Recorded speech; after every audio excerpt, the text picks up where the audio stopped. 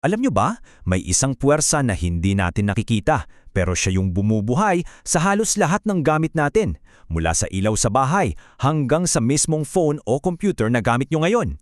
Yung puwersang yan, kadalasan, yan yung tinatawag nating alternating current o AC. At ngayon, sisilipin natin kung paano ba talaga nito binabago at hinuhubog ang mundo natin. So heto yung magiging journey natin for today. Uunahin natin ano ba talaga yung alternating current. Tapos titignan natin yung itsura niya, yung wave niya. Susunod, aalamin natin kung ano yung tunay na kalaban nito, yung tinatawag na impedance. Pagkatapos, matutuklasan natin ang magic ng resonance. At sa dulo, sasagutin natin yung malaking tanong, bakit AC ang naghahari sa mundo natin ngayon? Okay, game! Simulan na natin. Ano nga ba talaga itong alternating current? Kasi, hindi lang yang basta kuryenteng pabalik-balik. May mas malalim pa dyan. Para mas gets natin, magkumparahin natin sila.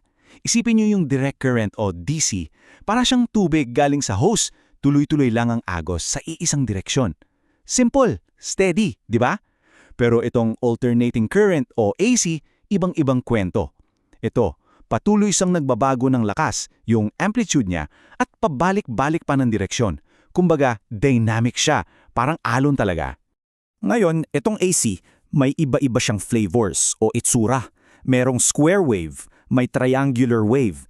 Pero yung bida natin ngayon, yung pinaka-common sa lahat, lalo na sa kuryente sa mga bahay natin, yan itong makinis at parang sayaw na sine wave. Dito muna tayo magfo-focus kasi ito talaga yung standard. So, okay. Alam na natin yung itsura niya. Paano naman natin siya, bibigyan ng description? Kasi para maintindihan natin yung tunay na power ng AC, kailangan nating alamin yung lengguwahe niya. Yung mga terms na ginagamit para i-describe yung hugis at ritmo niya. Isipin nyo itong sine wave na parang isang kwento. Bawat punto sa linyang yan, may sinasabi siya tungkol sa lakas at direksyon ng kuryente sa eksaktong sandaling yon. Tara, himay natin yung mga parte ng kwentong yan. Okay, una, yung peak value. Simple lang to. Ito yung pinakamataas at pinakamababang mararating ng alon sa isang cycle. Ito yung, kumbaga, maximum power niya, yung kasukdulan ng lakas, pataas man o pababa. Sunod, frequency. Kung yung peak value ay tungkol sa gaano kalakas, ang frequency naman ay tungkol sa gaano kabilis. Ito yung bilang ng pagpabalik-balik o yung complete cycle sa loob lang ng 1 segundo. Sinusukat yan sa Hertz o Hz. At alam nyo ba, yung kuryente sa mga saksakan natin ay karaniwang 60 Hz. Ibig sabihin, 60 beses siyang bumabaliktad kada segundo. Ang bilis, no? Ito na. Medyo technical pero sobrang importante. Yung root mean square o RMS value. Kasi isipin nyo, dahil pabalik-balik ang AC, kung kukunin mo yung average niya, anong makukuha mo? 0, di ba? Kasi kinakancel niya yung sarili niya. So, paano natin susukatin yung tunay na lakas niya? Dito na pumapasok ang RMS. Ito yung tinatawag na effective value ng AC. Sa madaling salita, ito yung sukat ng AC na kayang mag-produce ng parehong init o trabaho na gagawin ng isang DC current. Ito yung patas na panukat sa kanilang dalawa. So, bakit ito mahalaga? Simple lang. Yung 120 volts na nakalagay dyan sa saksakan sa bahay, well, yan mismo ay isang RMS value. Ibig sabihin, dinisenyo yan para mag-deliver ng kapangyarihan na katumbas ng 120 volts na DC.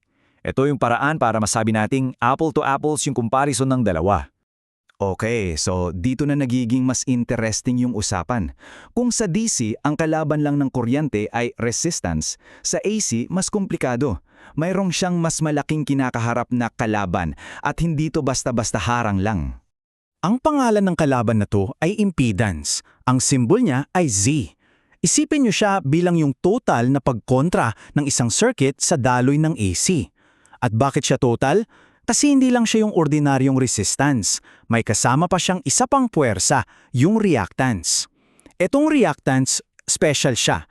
Lumalabas lang siya kapag pabalik-balik ang kuryente at galing yan sa mga parts ng circuit tulad ng mga coil at capacitor. At eto, tingnan nyo. Perfect na example. Sa mga AC circuit kasi, may mga component na parang nanggugulo. Ginagawa nilang out of sync yung alon ng boltahe at kuryente.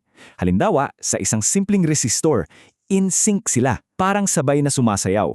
Pero sa isang inductor o coil, nauuna yung boltahe, parang nag-iipon muna siya ng energy.